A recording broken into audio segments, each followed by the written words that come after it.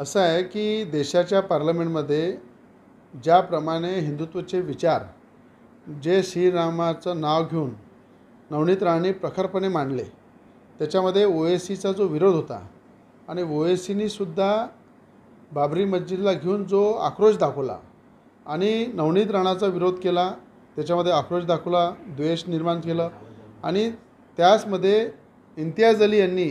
जे संभाजीनगरचे खासदार आहे त्यांनी अनेक सभेमध्ये नवनीत राणाला दम दिला, इशारा दिला आणि खालच्या पातळीवरची टीका केली। त्यानंतर ओएसीच्या अनेक कार्यकर्त्यांचे फोन आले, धमक्या आल्या, त्याला आम्ही भीक टाकली नाही। पण आज खऱ्या अर्थानं पाकिस्तानवरनं अफगाणिस्तानवरनं जर धमक्यात असेल की नवनीताला उडवून देऊ, भाजपच्या काही मोठमोठ्या नेत्यांचे नाव घेऊन त्यांना उडू, देशामध्ये बॉम्बस्फोट करू, अशी परिस्थिती करू, दुसऱ्या देशाचं नाव घेऊन दम देणं आणि नवनीत राणांच्या पूर्ण प्रोग्रामची आम्ही रेकी करत आहे, माहिती घेत आहे आणि त्या रेकीच्या माध्यमातून त्यांच्यावर आमचं पूर्ण लक्ष आहे। येणाऱ्या काळामध्ये कुठे उडून जाईल नवनीत राणा ते दिसणार पण नाही आणि कुठल्या प्रकारे कशा त्यांची हत्या केली जाईल या संदर्भात जर पाकिस्तानहून धमक्यात असेल तर ओएसीची तिथे लिंक आहे का, ओएसीचा त्यांचा संबंध आहे का,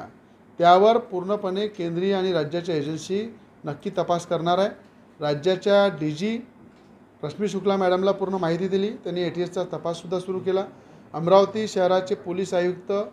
रेड्डी साहेब यांनासुद्धा माहिती दिली, त्यांनीसुद्धा FIR केला आणि तपास चालू केला। राज्याचे गृहमंत्री आमचे देवेंद्र फडणवीस साहेब यांनाही माहिती दिली।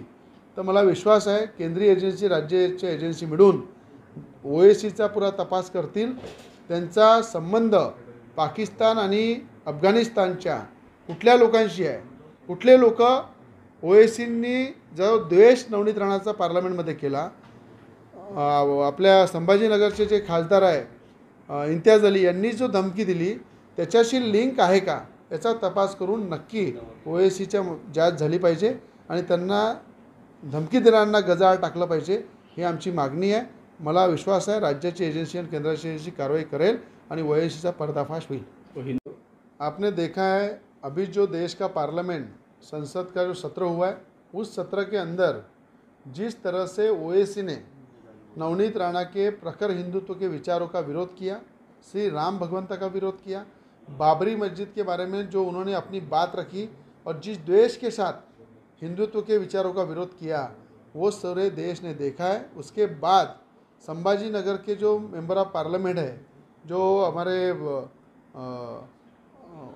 ओएसी की MP है जलील,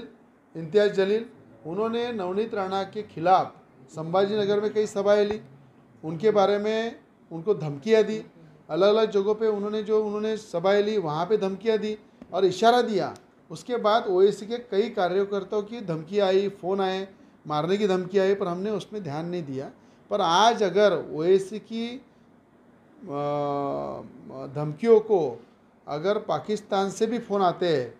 हमारे अफ़गानिस्तान से फ़ोन आते हैं और उसको नवनीत राणा को उड़ाने की धमकी बात करते हैं, नवनीत राणा को जान से मारने की धमकी देते हैं, बॉम्बस्फोट करने की धमकी देते हैं, भाजपा के बड़े बड़े नेताओं की दुर्दशा कर देंगे, ये कहते हैं, तो मुझे लगता है ओएसी की पूरी जांच होना चाहिए, इम्तियाज़ अली की भी जांच होना चाहिए। इन्होंने पाकिस्तान के माध्यम से कुछ फ़ोन कॉल जो किए उसकी जांच होना चाहिए, अफ़गानिस्तान से जो फ़ोन आए उसकी जांच होना चाहिए। अगर पाकिस्तान अफ़गानिस्तान से अगर ओएसी की लिंक है वो भी सामने आना चाहिए, क्योंकि आज अगर एक मेंबर ऑफ पार्लियामेंट हिंदुत्व की बात करती है,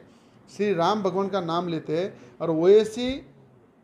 पार्टी अगर उसका विरोध करती है, ओएसी अगर पार्लियामेंट में विरोध करते हैं, इम्तियाज अली विरोध करता है, उनके कार्यकर्ता नवनीत राणा को जान से मारने की धमकी देते हैं और पाकिस्तान से और अफगानिस्तान से फ़ोन आते हैं, उसकी केंद्रीय एजेंसी और राज्य की एजेंसी जांच करेंगी और कड़ी से कड़ी कार्रवाई उन पर करेंगी, हमारी मांग है।